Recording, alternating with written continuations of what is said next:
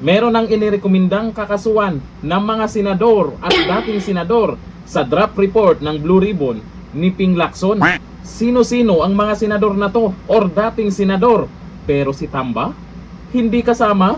Pero bago natin alamin kung sino-sino ang mga senador na yan, sabi ni Ping Lacson, para daw silang ewan. Ito, sabi niya, pangalan nila sa recommended for filing of criminal administrative.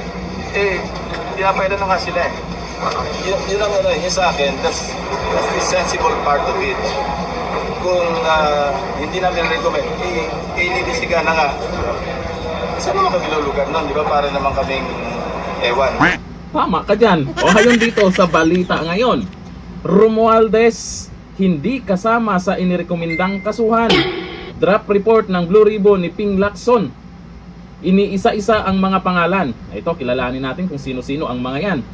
Inihayag ni Senate Blue Ribbon Committee Chairperson Ping Lacson na nakabuo na ang committee ng draft partial report na nagrekomenda ng paghahain ng kaso laban sa ilang mambabatas at dating opisyal kaugnay ng issue sa flood control projects.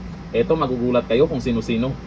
Batay sa impormasyon, kabilang sa mga inirekomendang kasuhan sina Jinggoy Estrada, Joel Villanueva, Gis Escudero at dating senador si Bong Revilla, Saldico, Mitch Kahayon. Uy, teka, mukhang meron tayong hinahanap na mga pangalan dito na dapat nandyan ah. Ikaw, sino ang dapat isama dyan? At sino dapat ang wala dyan? Comment tayo dyan. Gayunman, kapansin-pansin na wala sa listahan ang pangalan ni dating House Speaker Martin Romualdez. Batay sa mga impormasyong inilabas kaugnay ng draft report, ayon kay Lacson, ito yung dahilan nila. Ang nasabing ulat ay draft partial report pa lamang at hindi pa opisyal. Sa kasalukuyan, 4 pa lang ang lumalagda rito. Alam na natin kung sino-sino yan. Yung mga lumagda dyan.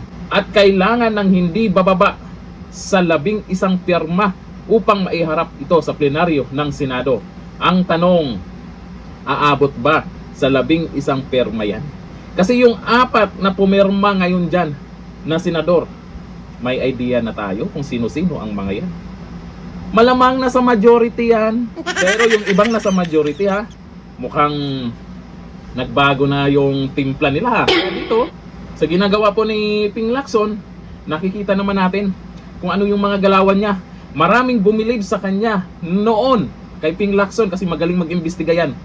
Ngayon, ba't ganyan na yung galawan niya? Sabi pa niya, para naman kaming ewan.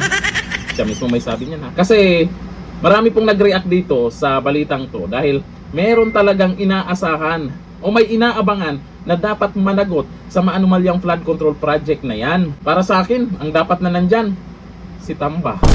At yung ibang congressman. Maraming mga congressman na dapat mailagay dyan. Sa bagay, partial pa lang naman daw to, pero maraming nag-comment dyan ha. Dapat kasama daw si Tamba. Pero baka wala naman silang nakikitang ebidensya. Kaya wala dyan si Tamba. Kayo naman. O dito tayo sa mga nag-comment. Sabi ni Alfredo Romeo, alam na ng taong bayan yan. Ay, alam na yung mga galawan nyo raw. Sabi ni Laila Ramos, wow ha Lacson, hindi pa kasama si Martin Romualdez. Ayan, maraming naghahanap sa pangalan ni Martin Romualdez dyan. Baka nga wala pa silang nakikitang ebidensya. Sabi ni Rinaldo, sayang ang paghanga ko kay Ping Lacson. Ako rin po, bilib ako dyan kay Ping Lacson noon. Magaling pagdating sa investigasyon yan. Ewan ko lang, bakit parang nag-iba yung galawan niya? Sabi ni Bergela, bakit hindi kasama si Romualdez? Marami pong nag-comment ng ganyan, hinahanap po talaga nila si Tamba. Bakit kaya? Yun nga lang kasi, itong si Tamba, dyan sa Blue Ribbon hearing, may mga nagbanggit sa pangalan niya. Tungkol po dun sa Malimaleta, meron pa isang congressman na pumunta dyan at nabanggit din yung pangalan niya.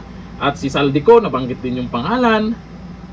Kay Gutesa, bakit wala siya? Bakit kaya ganun? Ping Lacson, maraming katanungan na dapat mong sagutin, Ping Lacson.